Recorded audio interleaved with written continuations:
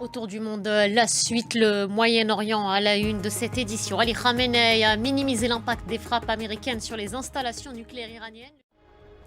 Alors que des doutes persistent sur l'efficacité des frappes américaines menées le week-end dernier sur les installations nucléaires iraniennes, notamment après la fuite d'un rapport confidentiel, le guide suprême Ali Khamenei est apparu lui aussi à la télévision d'État. Il assure que les États-Unis n'ont rien gagné de leurs attaques contre l'Iran. Donald Trump, dit-il, exagère l'impact des frappes américaines sur les sites iraniens. Il menace par ailleurs Washington de frapper de nouveau les bases américaines au Moyen-Orient.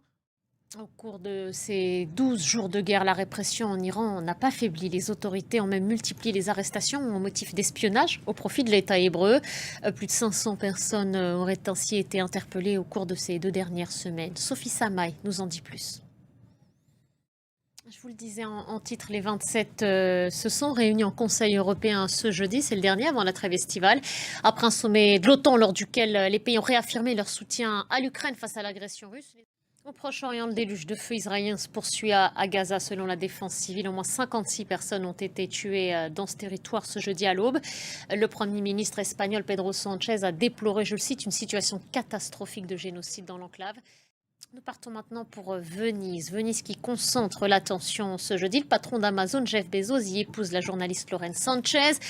Des noces prévues pour durer 3 jours dans la cité des Doges. Et ce mariage n'en finit plus de susciter les protestations. Le mariage du siècle, comme il a été baptisé, fait grincer des dents. Je vous propose d'écouter ces quelques témoignages recueillis sur place.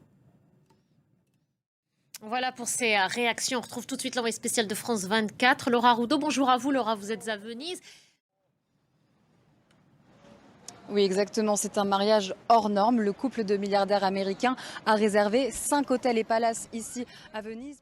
Merci beaucoup, Laura Roudot, envoyée spéciale de France 24 à Venise. Restez avec nous pour la suite d'Autour du Monde. On a juste eu le temps de remercier Laura à la fin de ce direct dans la liaison n'est pas tout à fait parfaite. Restez avec nous pour la suite d'Autour du Monde.